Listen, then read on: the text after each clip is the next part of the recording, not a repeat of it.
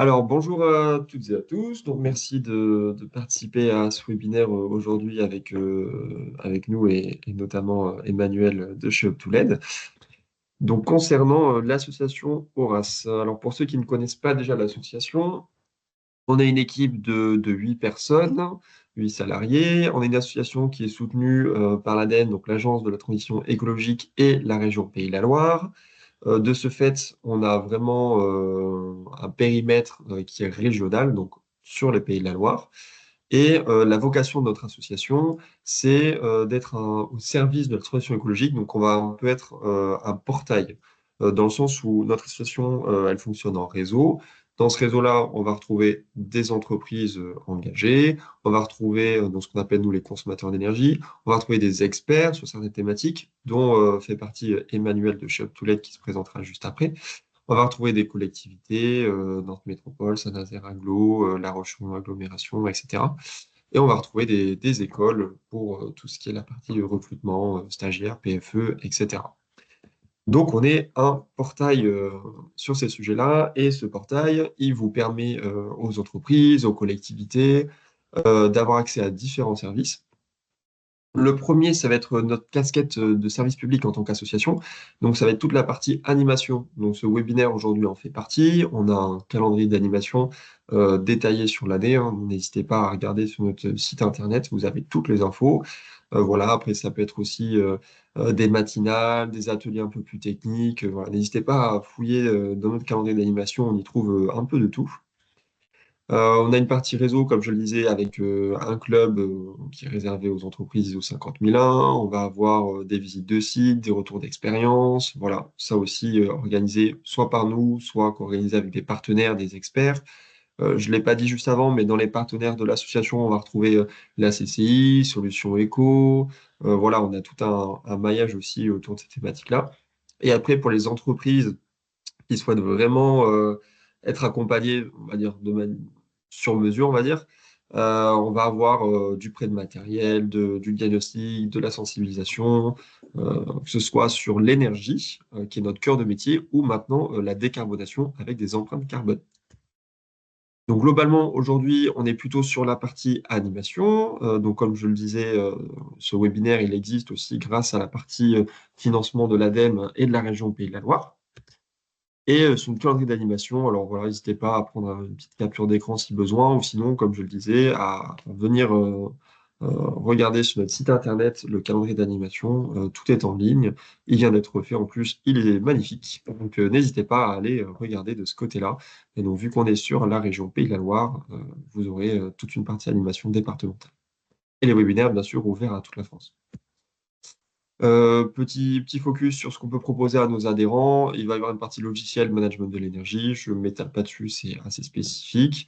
Et après, il y aura aussi, notamment, ce qui est assez intéressant, une partie prêt de matériel de mesure. Donc ça, c'est inclus dans l'adhésion. Vous avez un peu les différents outils qu'on peut prêter. Donc ça va de la détection de flux d'air comprimé, caméra thermique, consomètre pour plutôt faire de la sensibilisation dans les bureaux. Voilà, il y a un peu de tout. Et évidemment, on propose aussi un annuaire des experts qui référence donc dans notre réseau tous les experts selon les thématiques sur lesquelles ils interviennent, dont Emmanuel qui va se présenter maintenant. Que Up2Let est une société spécialisée dans l'efficacité énergétique à travers l'éclairage LED. C'est une société que j'ai créée il y a une douzaine d'années avec un objectif de baisser les puissances installées chez les industriels et les logisticiens à travers l'éclairage. Donc on est installé à Nantes, on couvre le grand ouest de la France. On est adhérent au RAS depuis peut-être 8 ans. On est expert éclairage depuis à peu près depuis ce moment-là chez Horace. Et on a installé à peu près 1000 sites depuis cette période-là. On a commencé par proposer des solutions d'éclairage. On n'existait pas, donc on a proposé des solutions d'éclairage plutôt connues, avec des marques connues. Après, on est allé chercher des fabricants qui proposaient des produits de qualité parce qu'on voulait proposer vraiment des solutions d'éclairage qui tenaient la route et qui allaient durer longtemps et qui étaient très efficientes. Puis, on a été chercher des produits qui étaient fabriqués en Europe, histoire de réduire l'empreinte carbone. Et c'était à peu près des échelles de 2 ans. Et puis, après, on a essayé de chercher des produits qui étaient réparables. Donc, Europe, réparable, délai de livraison court, réparable, c'est-à-dire qu'on engage les produits dans des durées de vie encore plus longues, en générant de moins en moins de déchets.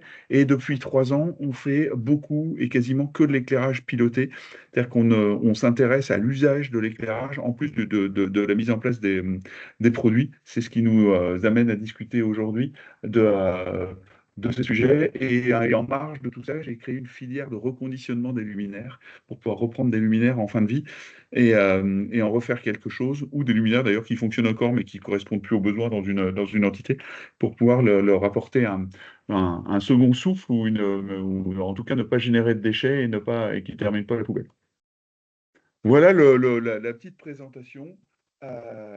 L'objectif du webinaire aujourd'hui, c'est de vous expliquer, de partager avec vous plutôt les enjeux de l'éclairage, de découvrir les solutions actuelles et de voir un ou des cas concrets sur lesquels on peut reproduire ou retranscrire ses propres usages. Donc, les enjeux de l'éclairage aujourd'hui. Donc, en gros, l'éclairage représente 10 à 15% de la consommation électrique d'un bâtiment industriel. C'est à peu près la même chose dans le tertiaire, mais jusqu'à 60 voire 80% dans certains entrepôts qui ne sont pas chauffés et dans les gymnases. Et le passage à des solutions plus efficientes et contrôlées permet de diminuer de plus de 50% et jusqu'à même un peu plus de 80% les consommations énergétiques. On a un enjeu économique, bien sûr, parce que lié à ces consommations énergétiques, on a un facteur coût qui est considérable. La facture énergétique, surtout avec ce qu'on a vécu les dernières années, pèse sur la compétitivité des entreprises et sur les budgets, bien sûr. Mais en face de ça, on a des retours sur investissement qui sont finalement très rapides quand on fait des efforts sur ces sujets de consommation. Et on a moins de maintenance. Donc, on a des produits finalement qui durent très longtemps, des retours sur investissement qui sont courts.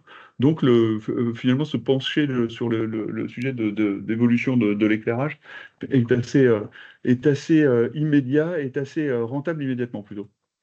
En productivité, le fait de se pencher sur ces sujets d'éclairage permet de faire gagner du confort aux utilisateurs, du coup, de gagner en efficience et en productivité, de résoudre certains problèmes de sécurité, et puis aussi de contrôle et de qualité de travail, et permet de faire évoluer des bâtiments. On peut changer de zone, faire de la logistique quand on faisait de la prod, faire de la prod là où on faisait de la logistique et autres, parce que les installations finalement sont modifiables et paramétrables. On a forcément lié à cet enjeu économique un enjeu environnemental, les émissions de CO2. Il n'y a que la consommation électrique. Si on divise par 2, 3, 4, 5 la consommation électrique, forcément on baisse les émissions de CO2. Et pareil avec des produits durables et des produits qu'on change moins souvent. Un cadre réglementaire aujourd'hui qui fait qu'avec les directives européennes, on est fortement penché et les différents accords, on est fortement incité à faire des modifications sur des projets sur les projets d'énergie et de consommation énergétique. Et on a notamment le décret tertiaire en France qui oblige à horizon 2030 à baisser les consommations énergétiques de 40% d'ici 2030, 50% d'ici 2040 et 60% d'ici 2050. Dans les parties tertiaires, ça veut dire que c'est aussi dans les parties tertiaires des usines et des industriels. Et on voit surtout qu'il y a une progressivité. Non seulement il faut faire des efforts, mais il va falloir continuer à les faire dans le temps pour atteindre des objectifs qui sont finalement assez ambitieux. Et on s'intègre dans cette partie-là. Et le décret BAX permet, c'est une version, c'est une évolution du décret tertiaire qui oblige en fait à piloter ces installations pour pouvoir maîtriser et contrôler ces usages. Ouais, il y a un certain nombre d'incitations de l'ADEME, de l'État qui permettent d'aider à financer les projets efficients.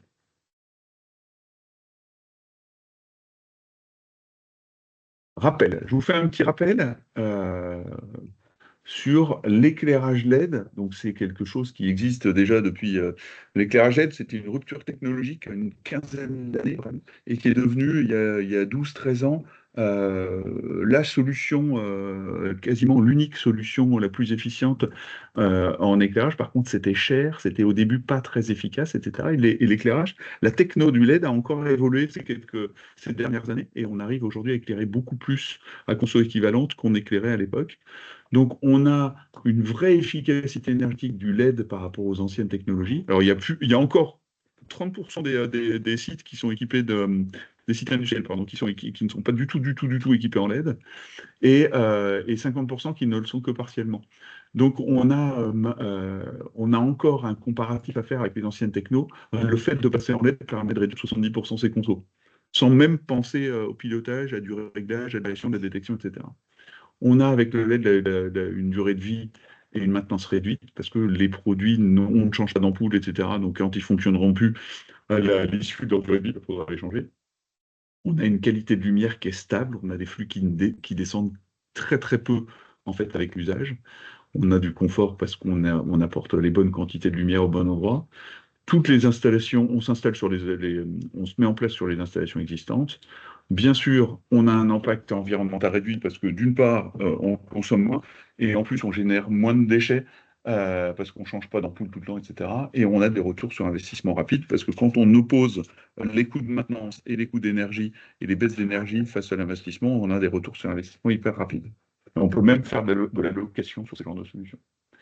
Et aujourd'hui, on a on a même un intérêt de changer du LED par du LED parce que l'efficience des produits LED qui ont été installés là, il y a 8-10 ans est beaucoup moins importante qu'aujourd'hui. On arrive à diviser par deux la conso à flux équivalent des produits qui ont été installés il y a une dizaine d'années. Donc on arrive vraiment à travailler sur ce sujet de baisse de conso. Et après, on peut rajouter de la détection, etc. C'est ce qu'on va voir maintenant. Donc aujourd'hui, les solutions, on privilégie plutôt du matériel local. Les chaînes d'appro, le mix énergétique, etc., font qu'on a plutôt tendance sur le marché à avoir des recherches de produits plus locaux, ou si c'est des produits qui viennent d'Asie, des produits qui sont bien conçus, bien construits, pour qu'ils soient très efficients et qui durent longtemps. Et en effet, plus c'est local, moins c'est polluant. C'est vraiment c'est un vrai sujet environnemental. Pour info, tout petit rappel, une ampoule normale produisait en termes d'efficience 1,7 lumen par watt. Aujourd'hui, on approche de 200 lumens par watt. C'est-à-dire qu'en 100 ans, on a multiplié par 100 l'efficience des luminaires. Et là, en 8 ans sur le LED, on l'a multiplié par 2 encore. Mais pour être sûr que les produits soient bien efficients, il faut que les labos euh, soient, soient fiables et vérifiables et que les datas fournies par les fournisseurs soient pas du déclaratif, mais passent vraiment dans des laboratoires pour pas qu'on se trompe sur les solutions qui sont proposées sur le marché. Donc les matériels sont moins impactants pour l'environnement, durables, réparables. On peut changer certaines parties. On trouve des produits qui sont non seulement réparables et dont on trouve toutes les pièces détachées. On pourra dans le temps changer que certaines parties sans tout mettre à la poubelle. C'est déjà le cas aujourd'hui. On a des luminaires qui sont en pièces, quasiment pièces détachées avec un petit code barre ou un petit QR code par pièce et qu'on peut changer quasiment sans outil. C'est plutôt les tendances, en fait, les solutions d'aujourd'hui par rapport aux solutions d'hier en LED. Donc, on a quand même quelques gages et quelques certificats sur la position des distributeurs de matériel. Avec des gages de sécurité, des gages de réparabilité. Maintenant, on arrive même à classer la réparabilité des produits, etc. Et chaque produit est fourni avec une fiche mettant l'engagement environnemental du fabricant en disant, voilà, telle partie, le transport, c'est telle empreinte carbone, le, euh, le driver, enfin l'alimentation, ça a tel impact, etc. Ce qui permet de se projeter en fait dans des cycles plus perturbés. Sur les trois solutions possibles qui étaient un, les luminaires indépendants, deux, les luminaires équipés d'un détecteur. Donc chaque détecteur il y a un détecteur sur chaque luminaire, donc on a un effet clignotement, et les luminaires variables pilotables qui sont les solutions dont on va parler aujourd'hui. Euh, Qu'est-ce que l'éclairage piloté? Ça permet, c'est un système qui s'adapte automatiquement aux besoins réels d'une entreprise ou d'une usine grâce à l'intégration de capteurs et de technologies de pilotage, qui permet d'optimiser en continu la lumière en fonction de la présence, de la luminosité et de l'environnement et des apports de lumière extérieure. L'objectif, c'est d'économiser l'énergie, d'améliorer le confort visuel et la sécurité, de réduire la maintenance et de valoriser son bâtiment. Et pour ça, on met en place des capteurs et un pilotage automatisé de l'éclairage qui permet d'ajuster automatiquement la luminosité des appareils et d'allumer, d'éteindre en fonction des apports extérieurs. Et on connecte les luminaires entre eux afin de créer des zones et de grouper par bureau, par hall, par allée de stockage. On groupe les luminaires entre eux sans fil, ce qui évite toute modification de câblage, et on n'a pas du tout à toucher à l'installation existante en fait. Et du coup, on va gérer les horaires, la nuit, les consommations, les remontées de panne, etc. Et c'était la même chose. Et ce que j'expliquais sur ce slide-là, c'est que on pouvait créer des zones. Là, on a une zone qui est éclairée, qu'on voit sur la partie gauche. On a une zone en 2,8. En orange, on a des zones en 3,8. En rouge, des zones en 1,8. Et on voit pendant toute la journée, on a besoin d'éclairage sur toute la zone qui est en vert. Le soir et pendant les périodes de 2,8 et de 3,8, on a besoin d'éclairer que les parties gauches et les deux petites zones en bas à droite. Et la nuit, on éclaire deux toutes petites zones. Et l'éclairage piloté permet d'asservir la lumière à ces zones et à ces plages horaires. C'est-à-dire qu'on va éclairer qu'aux endroits où on a besoin. Et l'exemple que j'avais cité tout à l'heure, si vous ne m'entendiez pas beaucoup, c'était de dire que dans une usine, en fait, de 10 000 m², il y a 15% de la surface qui est utilisée avec des personnes qui sont en train de travailler, et alors qu'on éclaire à 100%. Et l'idée, c'est d'éclairer la zone un peu plus large, les endroits où il y a du monde, de les éclairer à 100%, c'est à peu près 300 lux qu'on met aujourd'hui dans une usine, et que si on divise par 10 la quantité de lumière sur les autres, ça paraît éclairé, mais il n'y a juste pas assez pour travailler. Et en fait, on fait suivre les déplacements. Quand vous avez la zone qui se déplace parce qu'on va aller sur d'autres machines, etc., on va monter la lumière à 100% en fonction de la présence des utilisateurs dans leur zone, et on va baisser l'autre pour réduire jusqu'à 7 à 8, on va diviser par 7 ou 8 la consommation énergétique. Donc du coup, on peut installer dans n'importe quel type d'environnement des luminaires qu'on appelle nous maintenant luminaires intelligents, pour avoir pour optimiser et baisser et ne pas éclairer bêtement. Le pire qu'on puisse avoir, c'est souvent les directions des boîtes qui nous remontent ça, c'est que quand vous promenez le soir dans une usine, vous baladez dans les allées et vous voyez qu'il n'y a personne qui travaille et que les sites restent allumés. Ça permet vraiment de réduire et d'éclairer qu'aux endroits où on en a besoin.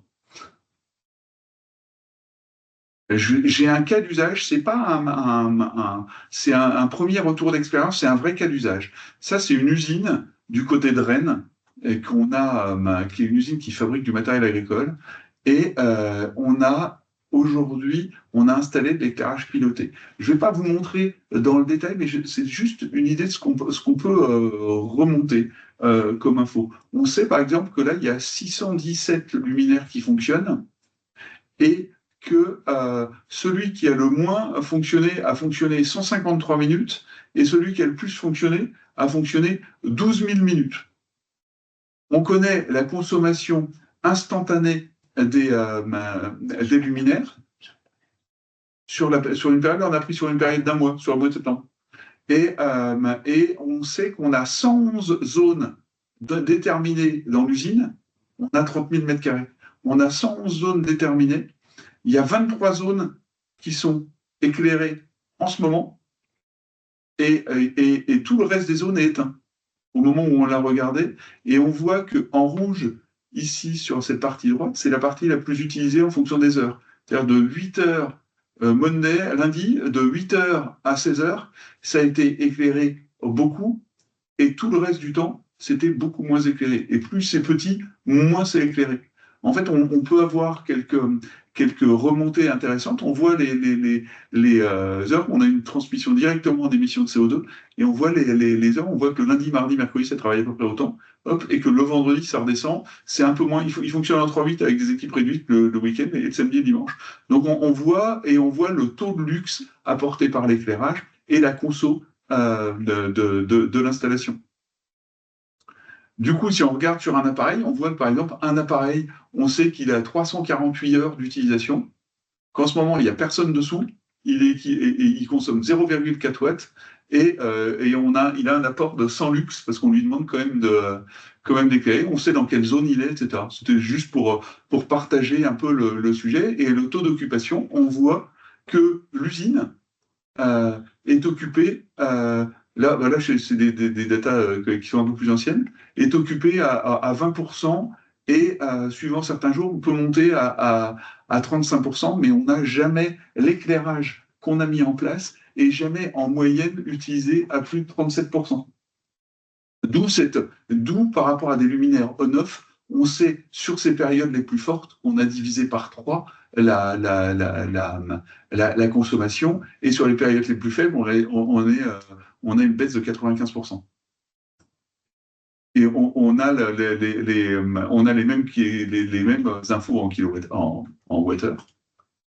Et on a, par exemple, une vue instantanée qui date de ce matin.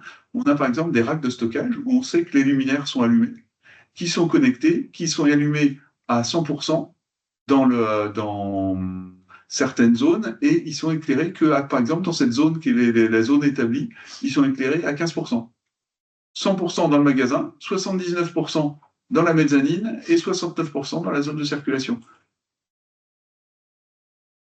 Du coup, les bénéfices, c'est économie d'énergie, forcément, confort et sécurité, c'est-à-dire qu'on apporte la bonne quantité de lumière au bon endroit. Simplicité d'installation, c'est qu'on ne modifie pas l'installation existante et qu'on a des forts ROI, et qu'on se projette dans une évolution durable du système d'éclairage. Donc là, c'était des cas d'usage. C'était plutôt pour remonter ce qu'on pouvait voir et comment on pouvait paramétrer. Là, on a une vraie étude de cas, une plateforme de répartition de produits vétérinaires qui est basée en Vendée. Et c'est un site qui avait qui avait de l'éclairage vieillissant depuis longtemps, et je crois que j'ai fait un petit récap, il y avait des relais de fluo encore, des produits en LED, mais beaucoup de relais de fluo et des armatures industrielles, et des zones dans lesquelles il n'y avait quasiment pas de lumière, des luminaires qui étaient bas, des luminaires qui étaient hauts, etc., et avec des zones d'ombre, etc. Donc il y avait déjà une répartition de la lumière qui n'était pas optimale, et dans certaines zones, il n'y avait pas d'éclairage, et il y avait des énormes puits de lumière à d'autres endroits, avec parfois beaucoup de luminaires qui du coup étaient allumés tout le temps, avec un flux et un confort, des zones suréclairées, des zones sous-éclairées, qui faisaient un confort et une productivité au travail qui n'était pas optimale. Et en plus, les zones d'allumage et les départs, les interrupteurs étaient plus conformes au flux d'aujourd'hui, c'est-à-dire qu'ils étaient obligés de tout allumer pour pouvoir avoir de la lumière, et ils ne pouvaient pas couper certaines zones, etc. Ils souhaitaient vraiment un nouveau zonage. Et leurs éclairages, bien sûr, ça a été énergivores et nécessitaient beaucoup de maintenance. Là, ça représente 20% de la consommation d'énergie du site. Du coup, on a préconisé des luminaires variables équipés d'un module communicant. Du coup, on peut créer et faire des zones d'allumage. Ça ne nécessite pas de recabler l'installation, et ça permet de faire évoluer l'installation. C'est quand une zone de conditionnement part juste en zone logistique, ou en aire de circulation, ou en local charge, on peut changer les paramètres des luminaires. Et en plus, chaque luminaire est équipé d'un détecteur de présence et de luminosité. Ça ne veut pas dire que chacun sera indépendant si quelqu'un passe devant. Ça veut dire que quand quelqu'un passe devant, ça va allumer toute la zone qui est affectée à ce détecteur. Le paramétrage est illimité et on peut piloter la totalité des éclairages. Et on peut remonter. On connecte une passerelle dessus qui permet de se connecter à distance pour faire les paramétrages et de suivre les consommations. Du coup, le bilan de cette opération, c'est qu'on a réduit de 68% la puissance installée. C'est-à-dire que là, on a installé des luminaires où on a réduit la puissance de 68%, ce qui met, donc on passe de 74 000 watts à 23 000 watts, mais par contre, en wattheure, on passe de 250 000 à 36 000. C'est-à-dire qu'on a divisé par 8 la consommation. Grâce au capteur, on a redivisé encore presque par 3 la consommation par rapport à si on n'avait pas installé de capteur. Ce qui permet de générer une économie d'énergie de 23 000 kWh par an. Et fortement, bien sûr, d'avoir des réductions de CO2 qui sont considérables. Et du coup, sur un site comme ça, on a un retour sur investissement de 3 ans.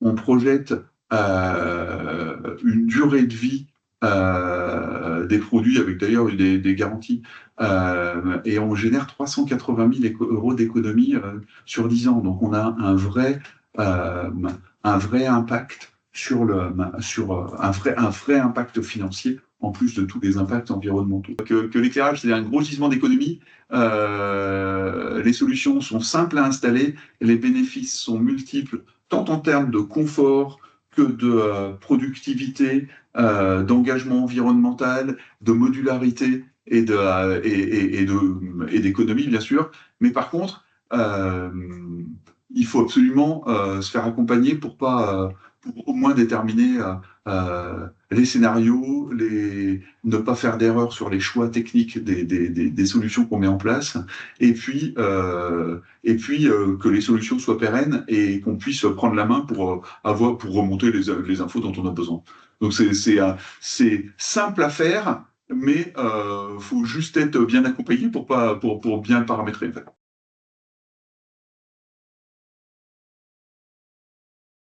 Là, votre monitoring, en fait, quand vous installez donc les LED et tout ça, ensuite on peut piloter, comme vous avez montré, pour récupérer toutes les données en temps en direct, je vais dire. Voilà, on vous Il y a tout forme, la on vous forme, supervision.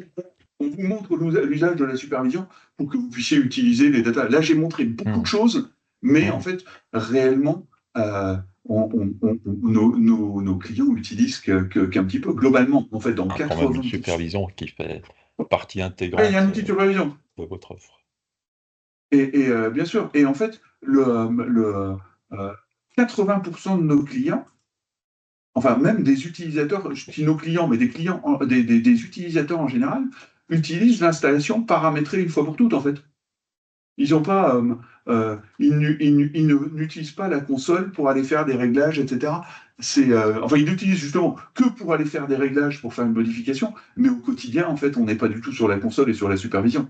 Sauf si on a besoin ponctuellement d'aller chercher des datas de consommation et voir sur quel poste on a des améliorations à faire. Il y a un sujet qui est super, c'est qu'en fait, on est capable de voir si les détecteurs ont beaucoup été sollicités. Donc, on est dans des zones logistiques capables de voir si, par exemple, s'il y a des flux sous des luminaires en fonction de leur temps d'allumage. Et ça permet de faire presque du conseil en logistique en disant, ben voilà, dans ces zones-là, en fait, il n'y a quasiment jamais personne. Et c'est ce qu'on voit d'ailleurs sur le cas pratique, le premier cas pratique, c'est qu'il y a des zones qui sont quasiment jamais illuminées. En 2 ans, il y a une zone qui a été allumée 100 heures. C'était là où avant, elle aurait été allumée 13 ou 14 000 heures. Oui, tout à fait. Ça peut même permettre de déceler aussi des pannes éventuellement. Ah oui, ça remonte ça remonte les pannes. Vous voyez là, si je reviens en arrière, je vais essayer de revenir beaucoup sur celui-là. On voit qu'il y a un luminaire qui est en panne.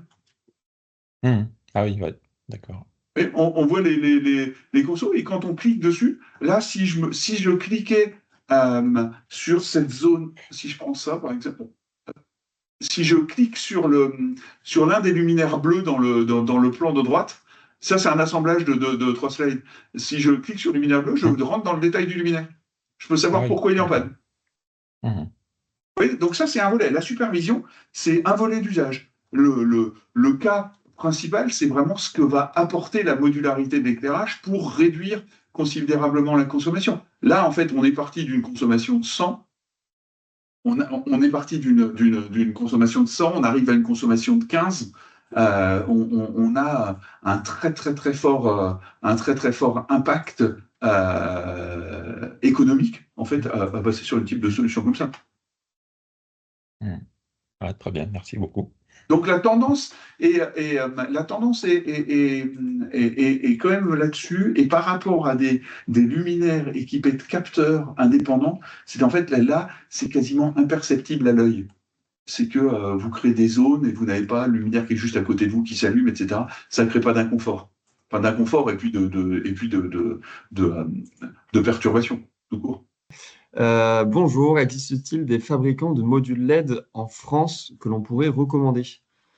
Est-ce que toi, tu saurais répondre à ça? Alors oui, il y a des fabricants de modules LED, vraiment. C'est-à-dire où on peut acheter un banc qu'on va intégrer dans un luminaire architectural, etc., pour faire de l'éclairage, mais des vrais fabricants de luminaires fonctionnels. Fonctionnels, quand je dis fonctionnel, c'est fonctionnel accessible.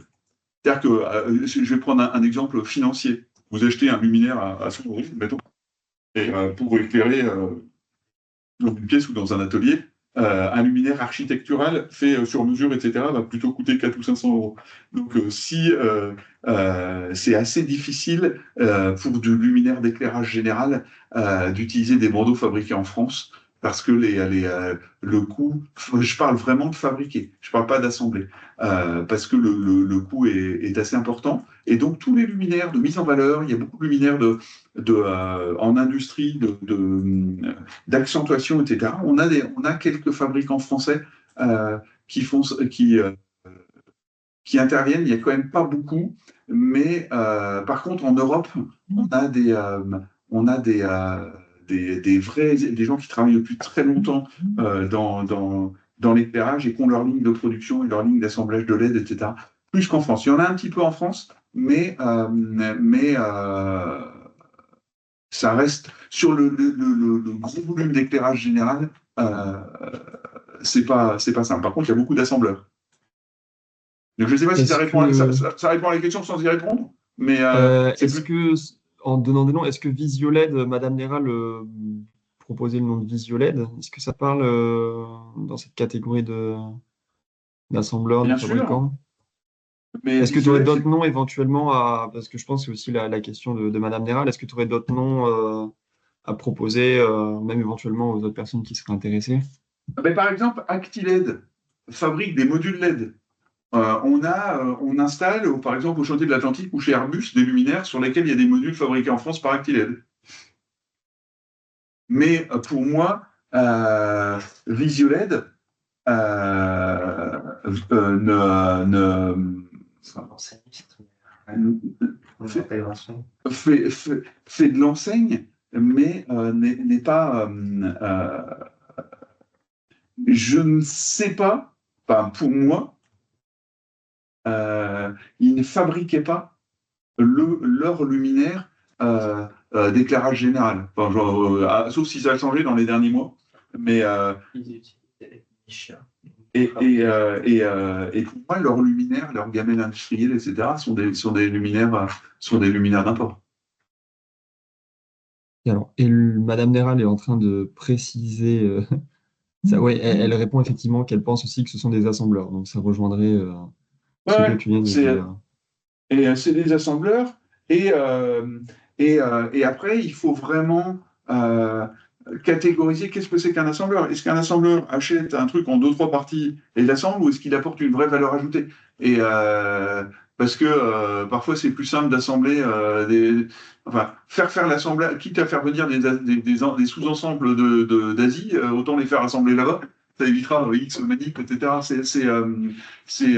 fait, le sujet, il est presque, il est hyper important, mais de vrais fabricants d'éclairage, euh, pour de l'éclairage architectural, oui, pour de l'éclairage un peu déco, oui, mais pour l'éclairage d'enseigne, oui, parce que c'est du spécifique. L'éclairage pour des bateaux, ça reste de l'assemblage, parce que les LED sont faits, sont importés. Ça reste un sujet, vaut mieux un bon assembleur ou un bon intégrateur, plutôt. Vaut mieux une bonne qualification de produit. Et il y a des très très bons produits qui viennent d'Asie. Vraiment, à partir du moment où ils sont faits avec des bons cahiers des charges, souvent d'ailleurs par des boîtes françaises, il y a des fabricants français qui se définissent par en français, mais leurs usines est en Asie, en fait. Ils font fabriquer, ils développent leurs protos, ils les font en France, et après ils font fabriquer en Asie, mais par contre ils savent ce qu'ils mettent dedans.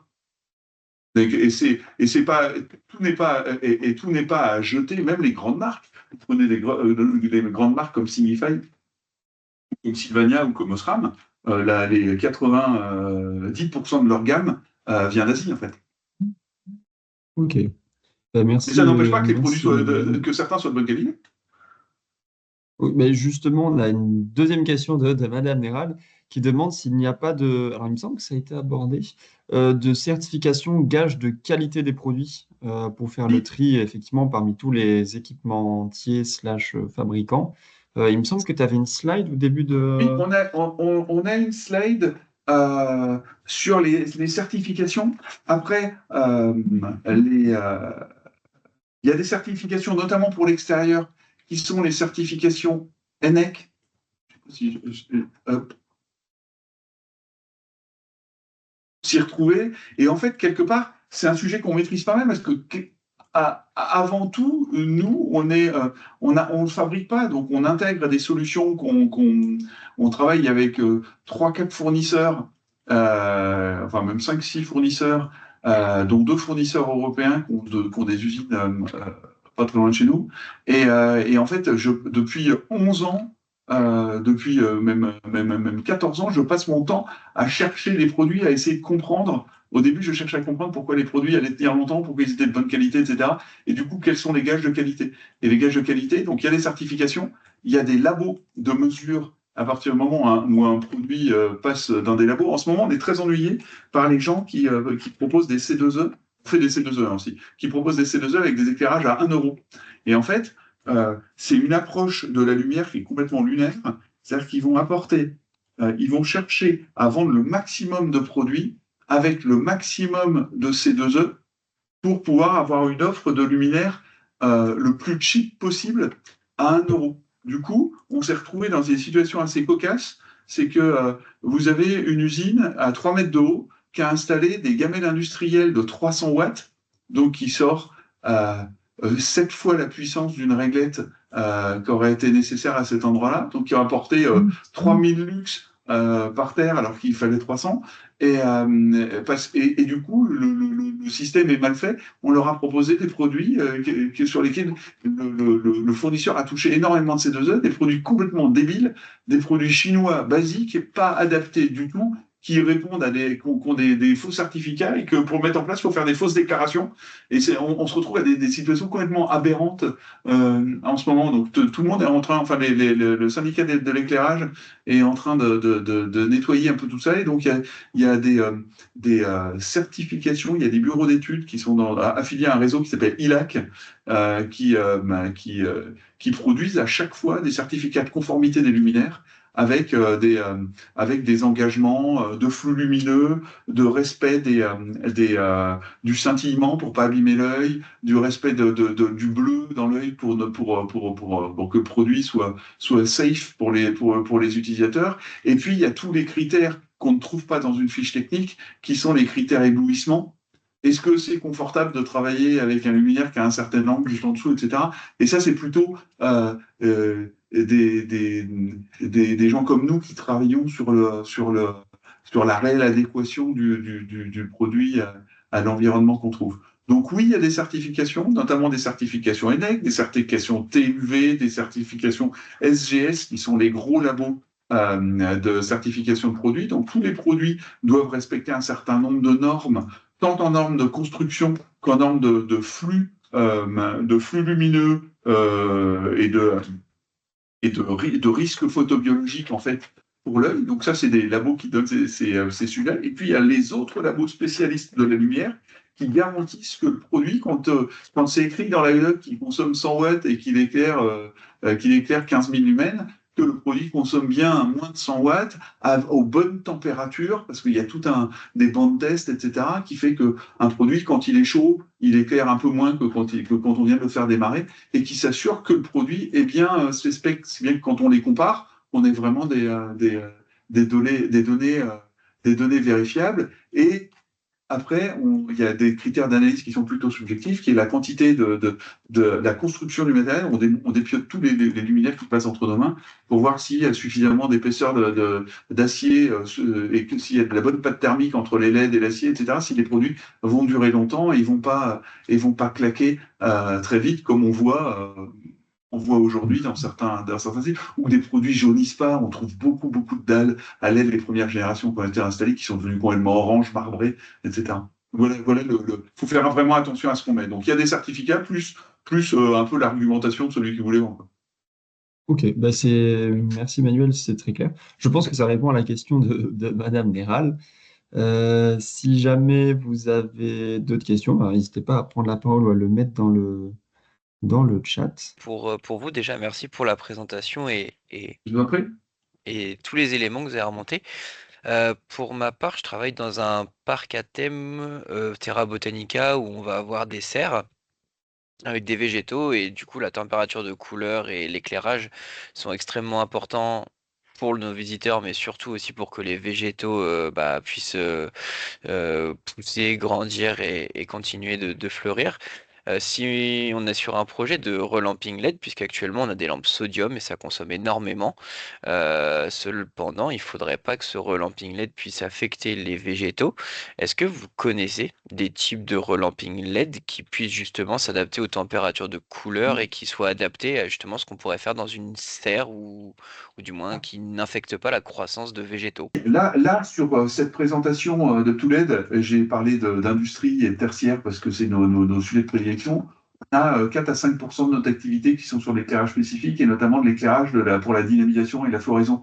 Donc on travaille avec des fournisseurs qui travaillent sur le spectre de lumière, pas la couleur, hein, vraiment le spectre, pour pouvoir, notamment on fait beaucoup pour la tomate, pour pouvoir gérer plusieurs cycles de vie et apporter et travailler sur la croissance, enfin sur la naissance de la graine, enfin sur la naissance de la plante, sur sa croissance et sur ses différentes phases. Et on a, d'une part, on va travailler l'éclairage général pour pas qu'il affecte les plantes, et on peut même travailler l'éclairage de la serre, ou en tout cas l'éclairage qui est au-dessus des plantes, en fonction de vos prérequis, en fait. Il y a aussi les sujets de germination de pommes de terre, etc. Il y a les sujets des vies des tulipes, c'est les quelques sujets sur lesquels on travaille. Et c'est nos fournisseurs, c'est les mêmes. On parlait d'éclairage sur mesure tout à l'heure, c'est exactement les mêmes sujets. Et du coup, on a le pilotage qui est exactement le même qu'intervient en fait, c'est-à-dire avec des programmations horaires, de l'apport extérieur, etc., qui permet d'apporter ces flux quand on en a besoin. D'accord. Et Donc c'est pas une technologie différente.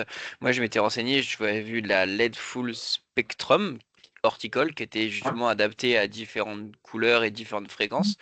Mais vous me dites qu'apparemment, on peut gérer ça avec le même type de LED que je pourrais mettre dans les bureaux. Ah non, pas du tout. Ouais, je me suis D'accord. mal exprimé. Par là, c'est que je sais vous apporter une réponse de la même manière. Ce ne sera pas le même type de LED, mais ça peut être le même type de luminaire ou de luminaire qu'on va installer dans un bureau. C'est juste que la source LED va être une source LED qui va être différente. Mais globalement, ça va être le même driver, ça va être les mêmes refroidisseurs, ça peut être les mêmes lentilles, etc. C'est juste la qualité des LED, c'est vraiment la qualité de la LED qui a un traitement spécifique pour répondre aux longueurs d'onde dont vous avez besoin. Et là, ça nécessite une étude précise en fonction et des cas des cas qu'on a déjà rencontrés, et puis des espèces que vous voulez dynamiser en dessous. Donc c'est du sur-mesure.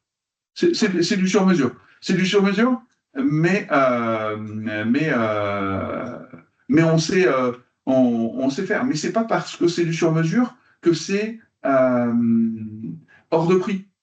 Oui. Oui, c'est du sur-mesure, mais c'est juste la LED qui est sur-mesure. C'est-à-dire qu'on sait déjà des produits qui existent et qui sont répandus sur le marché. C'est-à-dire qu'on ne va pas fabriquer un luminaire pour vous, on va aller chercher dans des gammes de luminaires. Et en fait, tous les luminaires sont des luminaires, ce que vous disiez, full spectre, et sur lesquels on va travailler avec les différents drivers pour pouvoir et jouer sur la puissance et jouer sur la couleur. Enfin, sur le spectre, comme vous en avez besoin. Entendu, d'accord. Bah, merci pour ces éclaircissements. Si jamais, n'hésitez pas à contacter Emmanuel suite à ce webinaire-là. Il y aura un mail qui vous sera envoyé avec ses coordonnées, s'il y a aussi des questions assez techniques ou autres. Voilà, donc n'hésitez pas aussi à aller checker notre site internet. Et puis je vous souhaite à toutes et à tous bon appétit.